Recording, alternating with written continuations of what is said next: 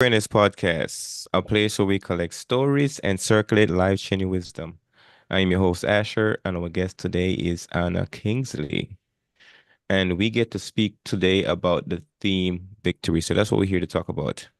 Victories. Today's Friday. We get to talk about, like Anna says, something, the things that went right. We get to talk about those today. So we're gonna jump into that. And Anna, if you don't mind, if you can tell us where you're hailing from, what you specialize in, who you've been a hero to, and how you add value to the world.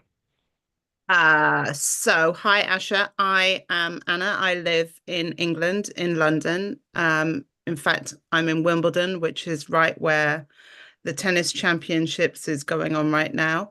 Mm, Um, for a living, I work as a psychotherapist, and I help individuals and couples who have troubles in their relationship, troubles in their sexual life. And really, though, the main area that I work in is around addiction. So, mhm, people in recovery, how they can stay sober, how they can reconnect, how they can get back into their lives, how they can live a full recovered life. Um, and how they can get rid of the shame and the hurt and the upset and finally be happy. mm. So that's what I do every day. I absolutely love my job. I've been doing it for about 16 years. It's an absolute privilege.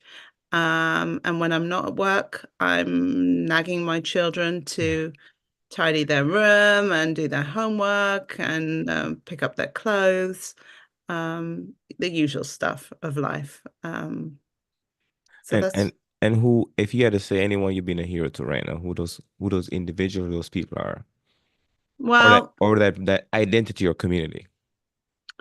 uh, I think what I'm really passionate about is helping the couples in recovery. So not just the individual, but the whole family and the marriage, right? Mhm. Because it's a lot of work to admit you're in trouble and get some help, but it's not just you who's in trouble. The loved ones around you have been affected as well. So that's what I try to really work hard to Mm. focus all my attention on, professionally and personally.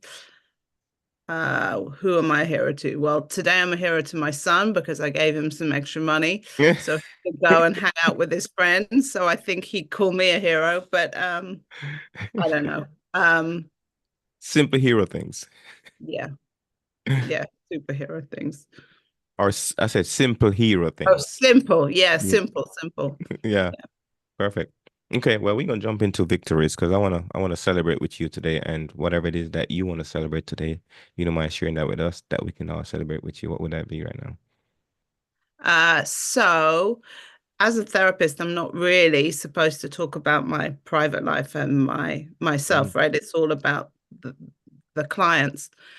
But actually, what I have come to really celebrate, and there was a time, I can tell you, Asha, where I never thought I was going to celebrate this.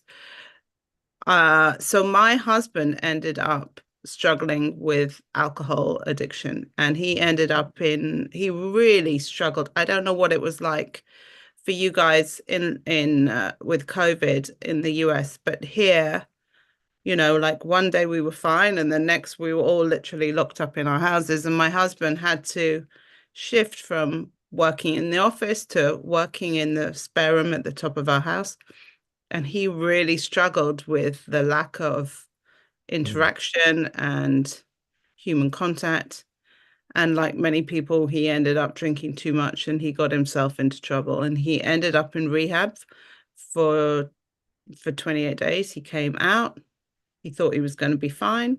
He ended up not so fine. And then mm, we had a couple of years, well, about 18 months of on off, pretending he's fine. He's not really that fine. He's drinking, he's not drinking. It was pretty horrendous. mm, Um, but he came out the other end about 2 years ago and he hasn't drunk since. And I guess my victory, because that's his battle, right? But my victory is that I stuck it out mm, because I got really close to ending this marriage and separating the family. and something, and I still don't quite exactly know what, made me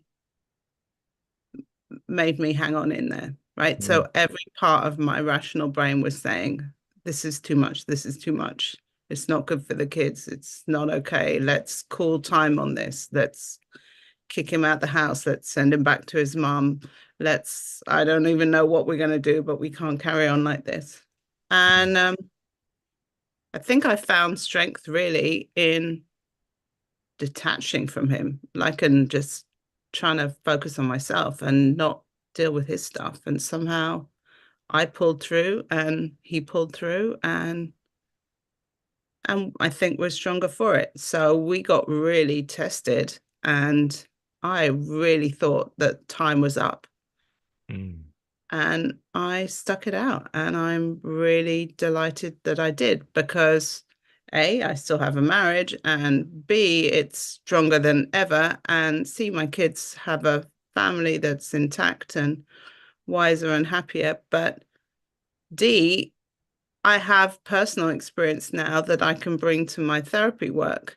mm, Uh, so I don't have to pretend from a sort of theoretical point of view that I understand what they're talking about. I know exactly what they're talking about because I've lived it and I've been there, and I know exactly, you know, all the pitfalls that we make and the embarrassing, shameful things we do and say, and how tough it can be to know what the right thing to do is.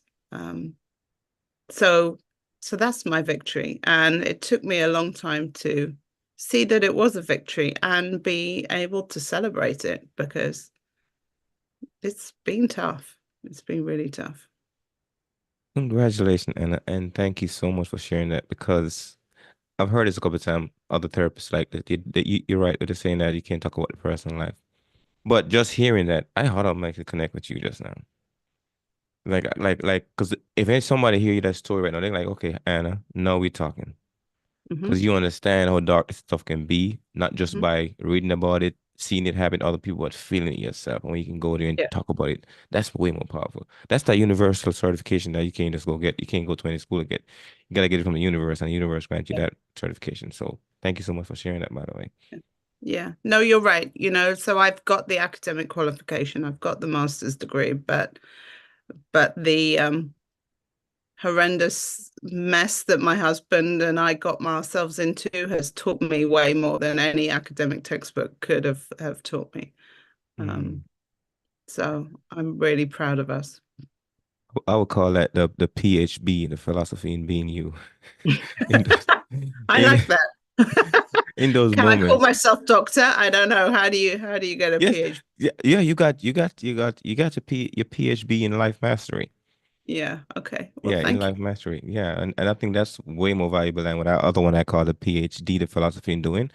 But even so, the one that's really being you in that moment, because then you get to actually go through it and like witness it, but not just witness it, but actually experience it with Mhm. depth and Yeah. come back with some evidence and Hmm. the master key And the master key. that you can Absolutely. that you can share with other people. So thank you so much for coming here and sharing that with us today.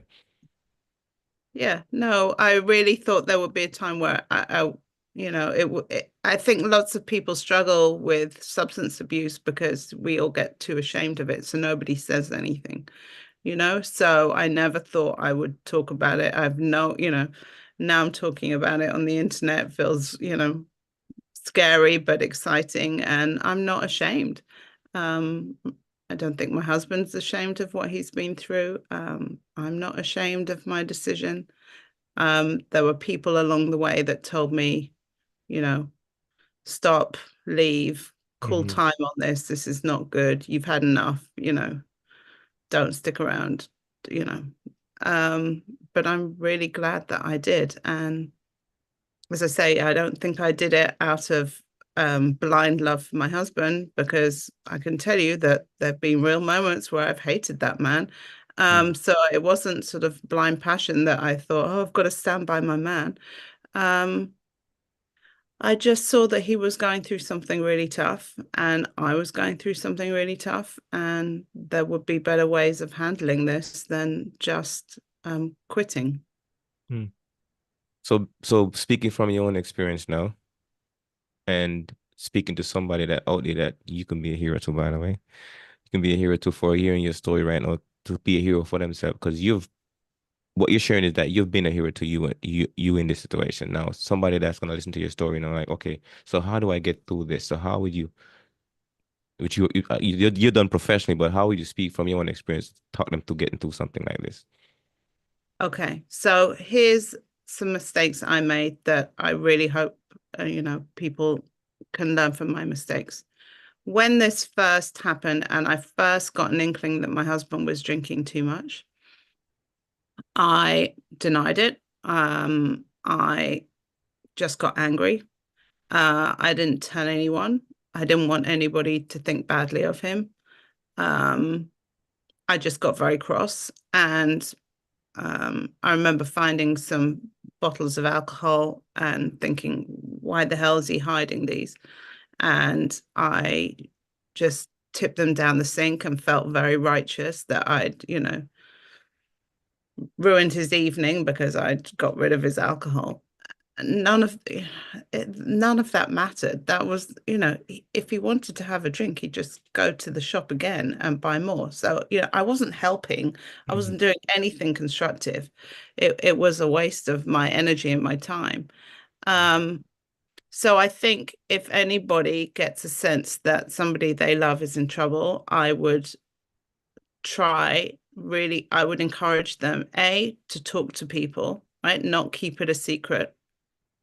Don't keep it a secret because you think you're trying to protect them. You're not protecting them by keeping it a secret. Um, don't deny that it's happening, right? Trust your judgment in terms of what is healthy and what isn't, because lots of people have a drink and it's fine, but there's a point where drinking becomes problematic. So are they hiding it? Are they drinking in the morning? Are they drinking in the day? What's going on? Trust your judgment. And if you see that it's a problem, try and speak to them about it. If they don't want to come back to you and talk to you about it, go talk to someone else. Um, get some help. There are so many organizations, so many are free. Go get some support, educate yourself. In fact, that's the first thing I would do. I would go educate myself. So don't think just based on the assumptions that you have. Go educate yourself. Go find out what is this drug that they're taking? How much alcohol is safe to drink? What is the cannabis that they're smoking? What is going on? So learn. Don't jump to conclusions based on ideas that you have in your head because you grew up with them or because your parents told you or Mm. because something that you read in the newspaper. Go actually learn. Don't keep it a secret. Go get some help. Support yourself. That's what I would do. And it took me a long time to realize that I wasn't helping my husband by trying to shame him or expose his drinking or steal his drinking, steal his alcohol, because, that was just, as I said, a waste of my energy. What I really needed to do was go find some help for myself Mm. because we have two great kids. One of their parents was often inebriated. So they needed me more than ever to be together and with it, right? And not stressing about her husband and not exhausted and anxious and worried and ashamed. I needed to be well. I needed to feel supported so that I could support my kids. So it took me a long time to admit that I had a problem as well. My husband had his problem, right? He had a substance abuse problem. I had another problem of my own, which was that my husband has a substance abuse problem and I didn't know how to deal with it. I Mm. have all the therapeutic knowledge that I have, and I still messed up. I never talked to him therapeutically. I wasn't very kind half the time. I was hugely angry. I made mistakes. I lied for him. I hid his drinking from other people. I look back and think, well, now I look back and I think that's okay. It's okay that I messed up. I didn't know what I was doing. This was a horrible situation. We were all in lockdown at the time. It was all difficult for everybody. Um, but now I learn what I need to do to stay well is to look after myself. Mm, And that's all I can control. I can control myself. I can control what I do. I can't actually control what my husband does. It's whether he drinks or he doesn't. That's on him. It's not on me. It's not a reflection of whether he loves me. It's not it's not my gift to give him. It's within him. Um, and that's quite hard because I think lots of people in my situation think, well, if he loved me or if she loved me, then she wouldn't be doing this. She would see how upset I am and she would stop. Um, but it doesn't work like that, addiction. It's not that simple. It's a really complicated mental health condition that needs a lot of help and ongoing help. And I think I remember when my husband went into rehab and I thought, oh, amazing, fantastic, problem solved, right? Job mhm, done. I've delivered him to this rehab center. They're going to fix him and he's going to come out and everything's going to be fine. And of course, that's crazy. Rehab centers do what they can, but they can't do miracles in 28 days. They can only do so much. mm, And of course, my husband came out, as lots of people do, and then he's back into reality. He's back into his job. He's back working from his little spare room at the top of the house. The supermarket is open. He could go get some alcohol at any point. Um, he's on his own again, and inevitably, he slipped up and he started drinking, and then he pulled himself back from the brink and stopped, and then he would slip again, and he would drink, and then he would pull himself back, and he really had, in the end, to find his way by himself. The rehab center did a brilliant job in forcing him to realize that this was serious, but it proved to be way harder than something that could be fixed, in just 4 weeks. So it's a long term thing that we have to go through. And what was it? It was nearly 4 years ago that he went into rehab. And I look back at that time and think, how the hell did I get through that? mm, But I'm really proud that I did. So that is my victory. And not that I've got a flag to wave to celebrate myself, but I actually feel really proud that I stuck it out. I I educated myself. I learned. I recognized my mistakes. I don't make so many these days. And I found a way to stay connected to my husband, but not so involved that his problems consumed me. mm, So I still retained my sanity. I still retained my sense of myself. I didn't take his actions as a reflection of me. Um, I realized that, he does his stuff and what he does is down to him. It's not about me whether he drinks or he doesn't. It's not about whether he loves his kids or he loves his family. He got himself into trouble and thankfully he's found a way out. He's in therapy. He goes to Alcoholics Anonymous. He has his support group. I have my support group. And that means that we can support each other because we have places to go to get some help. And there's always help out there. You just can't do this stuff by yourself. Just can't. It's too much. mm. I feel you. Oh my God, I felt you just now, Anna. Thank you so much for sharing. And you mentioned something earlier about the maybe one of the cause was the human connection piece because when we was isolated, he needed that. And how do you figure that was it? That was part of it. How do you figure that was part of it? Or when did you figure that Oh, was part of it?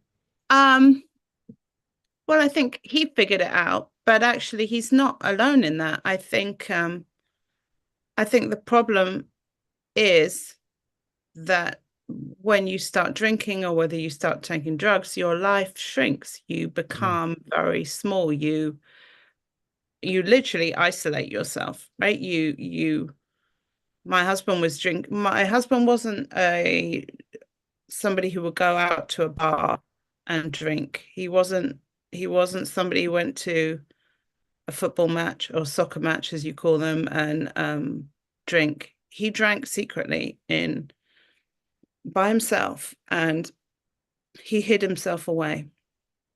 And I think that's very common with people with those kind of difficulties. They're ashamed, they do things privately, their life, but their life shrinks.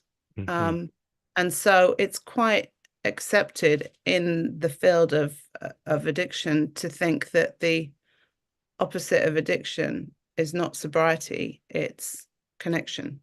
Mm-hmm. You know, that actually what people need in order to find a different way to live with their troubles instead of drinking away their troubles is to feel connected to other people. You know, Mm-hmm. like people need people. We can't do this life by ourselves. We're not little islands. Um, Good stuff, bad stuff. We need people around, right? To celebrate and to commiserate. We can't do it alone. But I think people with substance difficulties end up ashamed, guilty, and desperately trying to get themselves out of a mess that they can't tell anybody else about. So it just spirals down. Um, and I'm sure my husband was one of many, many, many people who struggled in lockdown because we were all forced to isolate in a way that just we'd never experienced before. Um, so it was a double whammy, you know. There he Mm-hmm. was. We couldn't go out. We couldn't. He couldn't see his mother. He couldn't see his sister or his brother or his father or his friends or his colleagues. He was really struggling. And then the drink compounded that because then his life shrunk even more, you know, and he literally wouldn't leave his little office room because that was the secret place where he drank. Um, Mm-hmm. um, so it was tough. And I think it was, you know, it was tough for me at the time because I couldn't just go around to my girlfriend's house and, burden her with all my troubles because we all we could do was wave from the other side of the street, which wasn't really what I needed. It was a tough time, but yeah, isolation it is well, I see that of in all kinds of scenarios with my clients, right? When there's infidelity in the couple, we get ashamed and we don't tell people, Mm-hmm. and we hide away. When we, it's tough, but I'm an absolute passionate believer that people need people, and when we're in trouble, we need to reach out, whether that's to a friend, to a neighbor, to family member, to a person of faith, to a total stranger on the bus. We whoever it is, it doesn't really matter. But the idea that you can get through life's troubles by yourself, no, you're kidding yourself. You can't. And you don't get a prize for doing that.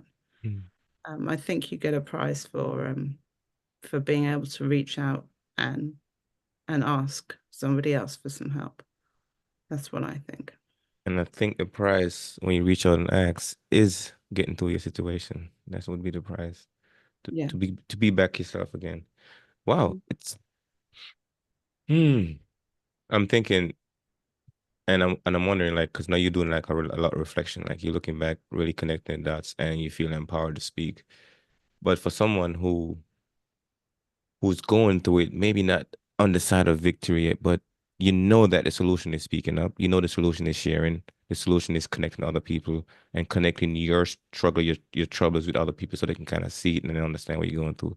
How do you how would you encourage somebody to speak up, even if they haven't not on the side of victory yet?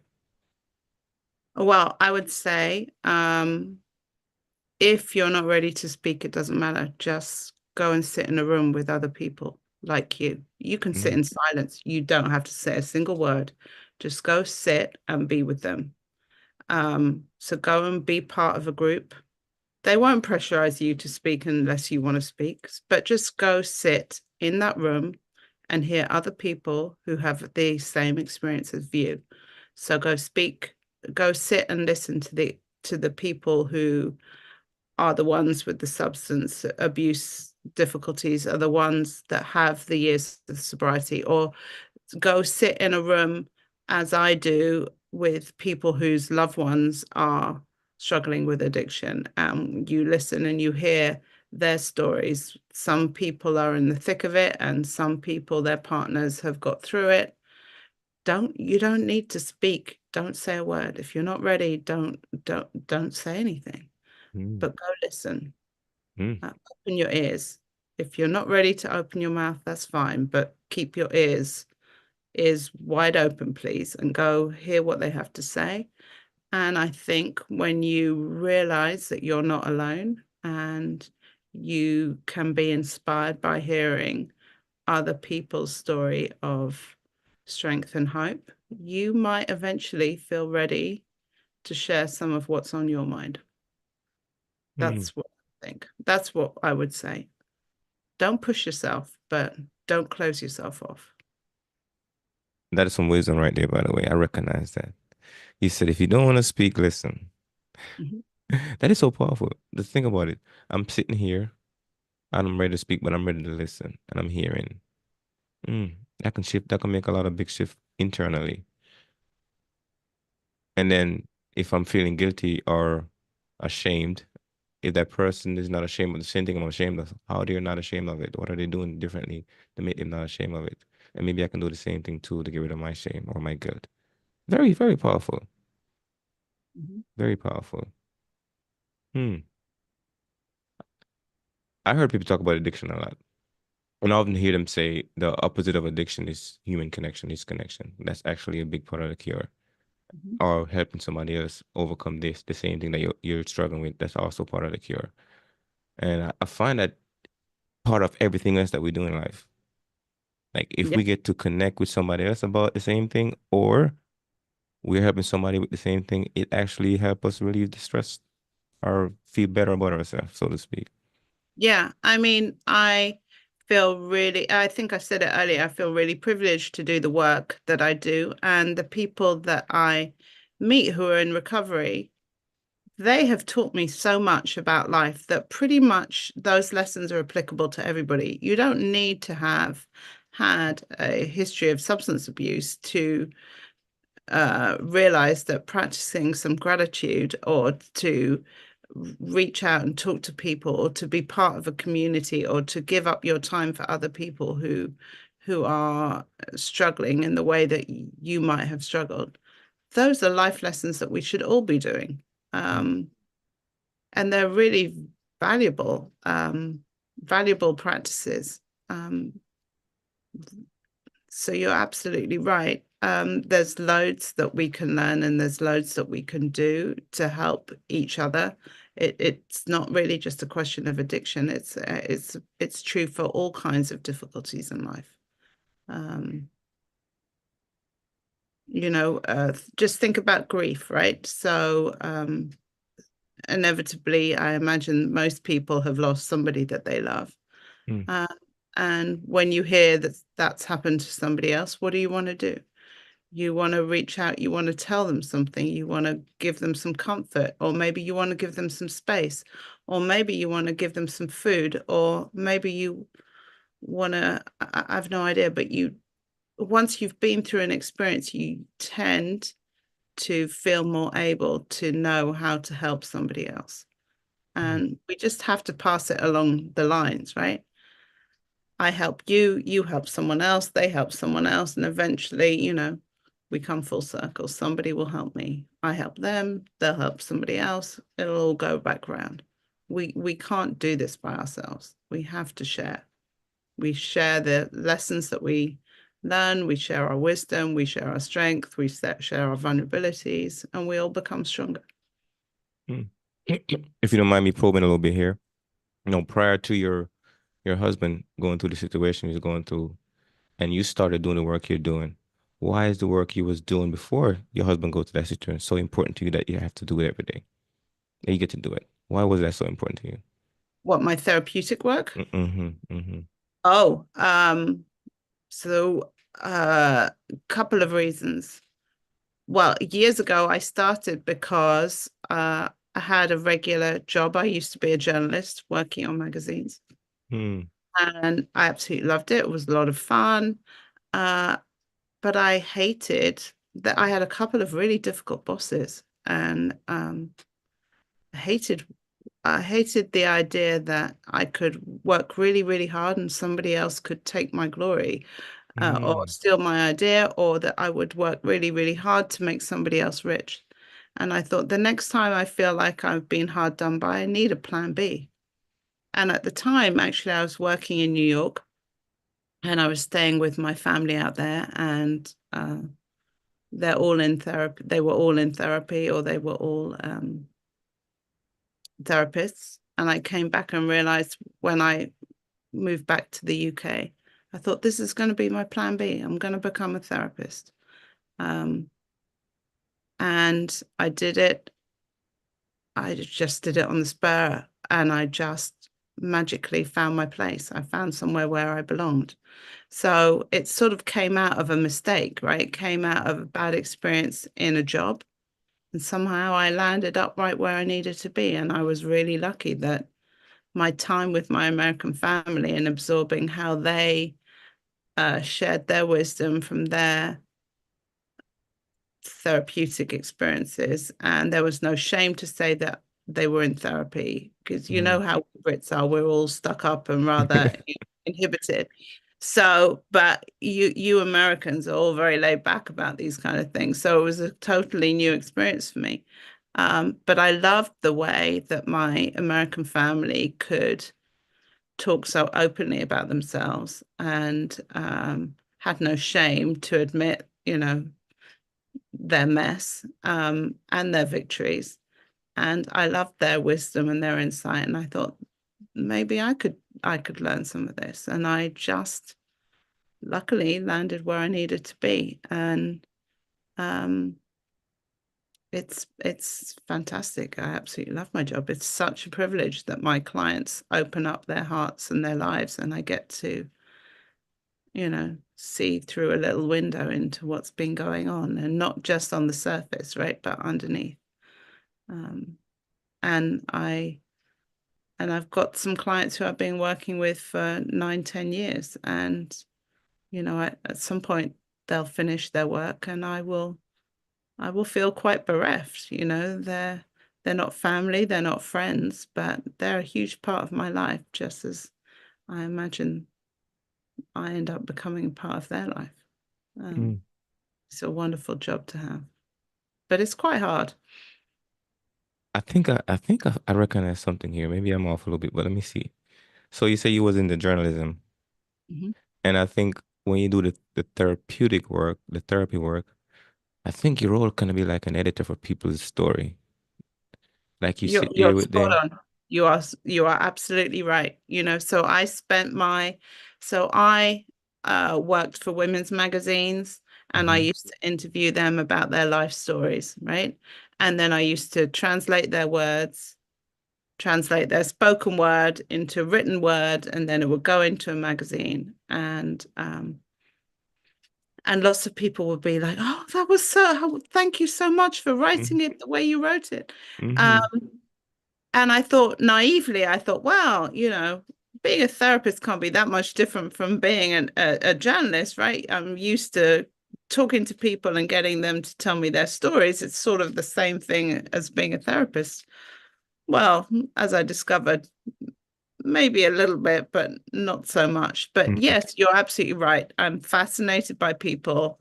Um, in therapy, I get to see the whole story, right? I get to really understand not just the superficial, plot line. I get to see the whole depth of what's been going on. And yeah, it's it's a job that my clients teach me every day. I've had a day of seeing clients today, and I've been blown apart by some of what they've been going through. So I learn. They teach me, I teach them. Well, I don't know that I teach them. Well, I don't think of myself as a teacher really, but inevitably, I tell my clients when they first come to therapy, don't feel ashamed about this. We're going to work it out. We put our brains together and we'll start to sort of make sense of it. And eventually, that is what happens. I share my brains, they share their brains. We all share our wisdom and our knowledge, and hopefully stuff starts to make sense. Hmm. I think there's something really powerful about raw data from Mhm. people's story when you get to see it, and then together you get to edit it into what is more empowering for them. I think there's something beautiful about that. So I love it because when I'm hanging out with folks sometimes we talk about the story and we writing together, so forth and so on. And I get to see exactly what they want to say, but you just put it out there raw, and then together you like get to create the art from it. Like, how do you Yeah. take your story now and make something beautiful about it? How do you take your life and make something more beautiful about it, even though the stuff that you're looking at might be a little bit messy, but together we can edit that stuff into something beautiful. And I'm hearing that when you do your work right now. Yeah. And I see that as well. So when clients are able to finally tell the story of what happened, right? To put Mhm. words into it and for it to make sense, right? So that there's a beginning, a middle, and an end. And this happened and then that happened, and the consequence was this, right? So when they can literally turn it into a little story that they could tell somebody, that in itself is so healing because they've processed something. So a lot of the trauma goes in the processing, that like the being able to the narrative to get the narrative of what they've gone through out and be able to put it into words. Mhm. Um, yeah, I see that all the time. And it's hard because what they first come out with and what we first think is rarely what it really is. Yes. That is so true. That is Yeah, so true. Mm. I love what you're doing, by the way. So thank you. congratulations for coming here and sharing the victory around your personal experience with something that's very heavy, and then putting that weight down and like, feel relief, shoulders dropped a little bit. And then also being part of the experience for other people where they get to share their stuff and you help them relieve the stress off of their shoulder too. Yeah, So thank you for doing that, by the way, and sharing it today. my pleasure. Yes. I know Yeah. it's late for you, and I won't keep it too late. And if we had to look back at the conversation today Mhm. and somebody hear you and like, oh my God, Anna Kingsley, you are my hero. How can I work with you? How could they do that? Oh, well, they could get in touch with me on the internet and then we could find a time to talk, we could Zoom, we could speak. It would be a delight. I would love to hear what people are going through. As I said, my clients teach me all the time. So um, you can find me on the internet. I've got a website, What's the Kingsley name of your Counseling, website? kingsleycounseling.com. You can find me there. Um, or I'm on Substack. I have a little community growing on Substack of people's experiences of substance abuse and addiction. So that's annakingsley.substack.com. Mm. Um, yeah, please reach out. Tell me what's going on. Help me understand. Um, because everybody's story is unique, right? Mm-hmm. And I never tire of my job. I never think, oh, I've heard this story before. Everybody's story is different, and everybody has something valuable to share um, and to understand. So that's why I always get so energized from my job. I absolutely love it. Well, they say you a damn few. Only a few you exist, right? That really enjoy some of that work. Some people get burned out by it, but some people don't. Yeah, I also see that, right? I'm lucky I found a job that I feel passionate about. So it doesn't really feel like a job. And you know what the best thing about being a therapist is? Mm. First of all I really need is a chair, right? So that's all I need to do. I need to be able to sit in a chair. I don't need to lift heavy boxes. I don't need to do anything. And then the older I get with my gray hair and my wrinkles, I'm just going to look wiser and wiser, So I think I'm going to be doing this job when I'm 90, right? At least that's what I plan to do. I don't plan to stop. I plan to carry on until I'm done. I'm going to just be sitting there in my little chair, Mm, listening to people, trying to help them make sense of their lives and their experiences. That's what I'm going mm. to do. Well, I can see you doing it, by the way. I hope Still so. talking and still listening, giving advice, giving insight, giving some hindsight, giving some foresight to see what's in plain sight. Yeah. Well, absolutely. Yeah. Sometimes you have to say, it's not all softly, softly, right? Sometimes you have to say the obvious that people are not prepared to, confront. Um, and that's the real hard thing about addiction, right? There's some really difficult stuff that you have to face, you have to confront and deal with. Mm, Uh, but you come out the other end, and it's true. It's not. It's a bigger, wider life, right? In recovery, it's not a life that's small because suddenly you can't drink or you can't hang around your old friends anymore. No, life is full and life is rich and it's good. And marriages survive. I mean, marriages take a blow and families take knocks. But actually, when you put in the work, you can come out so much wiser and so much richer. mm. But you can't do it by yourself. And it sounds like you have. Only because other people help me. Yeah, only because other people help me. Anna And Kingsley. that would be my husband's experience too. So he only Mhm. got to where he got to because he reached out finally and he stopped his arrogant I can do it all by myself approach, and he asked for some help and some very kind people helped him and now he helps others. Mm, So that's how the world works. At least that's how my little idea of what my world works. mm. And I would say, based on what you're saying so far, the express way through anything difficult is community support. Absolutely. Community, uh, connection, Hmm. listening, talking. Mm, Don't feel ashamed. We've all messed up. There's not a single person on this planet that doesn't have mess. So don't let shame or embarrassment stop you from getting the help that you need. Mm. okay, I have one more question. Maybe two more. Yeah, two more. What is your biggest takeaway from this conversation this late in the evening on a Friday? What is my just I guess that talking about this um is empowering in itself, right? It's not Mm, something that I was quite nervous about what I was going to say because, as I said, I don't normally talk about myself. I'm the one that's listening to others and not really talking about me. Um, but it's been easier than I thought, and I'm pleased I did it, and I hope there's some snippets of wisdom in there along the way that somebody else can identify with or get some inspiration from. That would be amazing. mm, So just do the thing that you're scared to do, and it will probably turn out for the best. That's what this conversation has taught me. mm. Another question for you then. What is that one thing or two thing when people do it drive you crazy? Things that drive me crazy. Oh goodness, have you got another hour? I could give you a whole lecture about things people do that drive me crazy. Where do I start?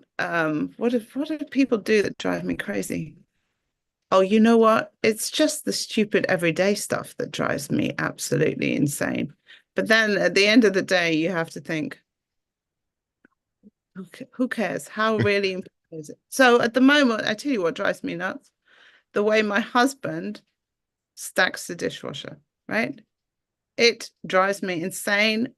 I am biting my tongue not to have an argument about it. And the way he all kinds of annoying little stuff he does, right? But we've been together 20 years. Mm, What kind of couple doesn't annoy each other? That would be weird, right? So, you get annoyed all the time. That's fine. Yeah, that's a sign that you're alive. It's just a question of how you deal with that annoyance and mm-hmm. what you let, what battles you want to fight. So let my husband do what he wants with the dishwasher. Really, life is too short. But The it still dishwasher. annoys me. It still annoys me. But, let him do it. He's got his way. I've got my way. That's all Mm, right. that is one. Any more? Oh my goodness. How many more do you want? I'm You getting to know know you a bit here. what?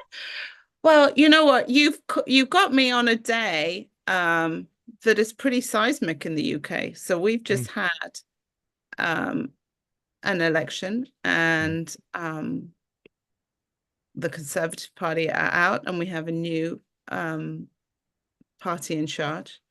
Um, and the whole nation is sort of caught up in well, certainly I am, and so a lot of people in excitement and hope of things will be different, right? And mm, lots of all the old politicians are out, and there's a whole new group in, and we have hope that things will become easier.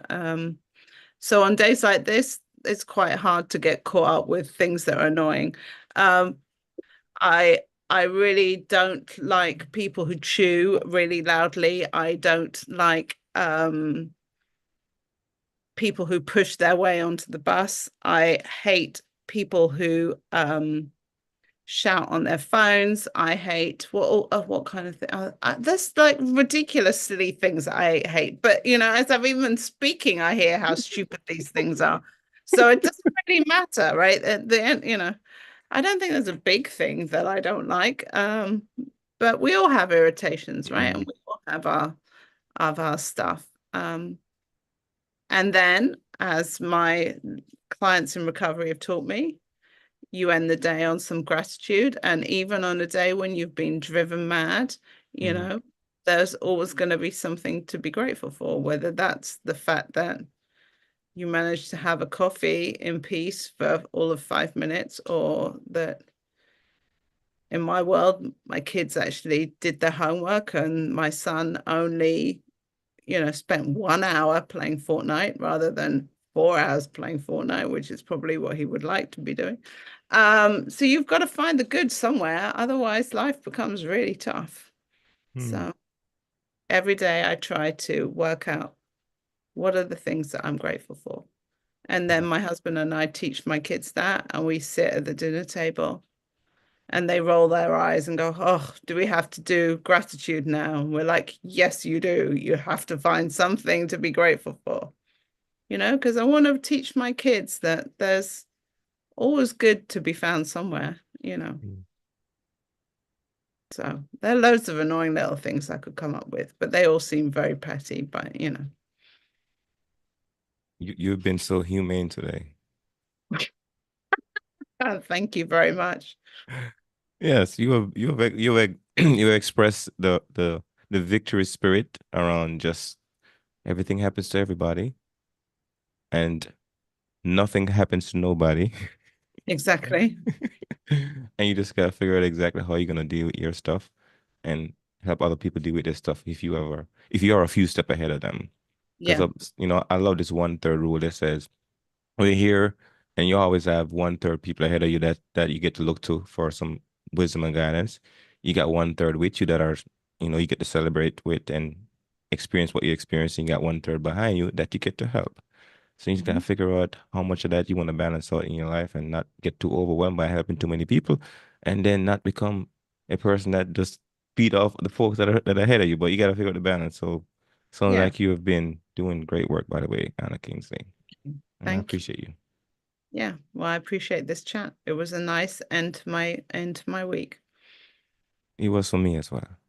Good. And anything else you want to share before we close down?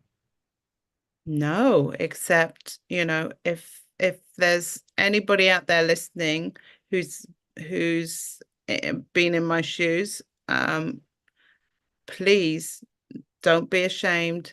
Don't judge yourself on someone else's behavior. Please, please, please find somebody that you can talk to.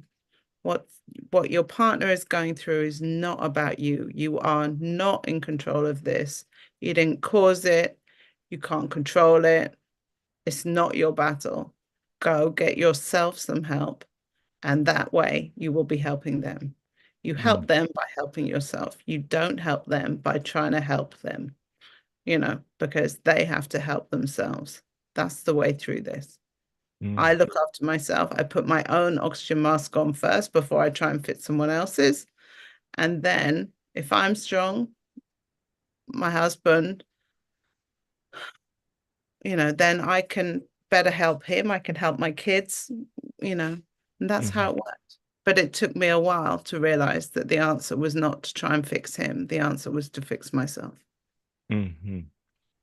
I will let that be the last word. You've tuned into Pandora's Awareness Podcast, a place we collect stories and circulate life-changing wisdom. And today, I gotta say, wisdom is my highest value, and we have got some wisdom from Anna Kingsley today. And with that, folks, make it an awesome weekend.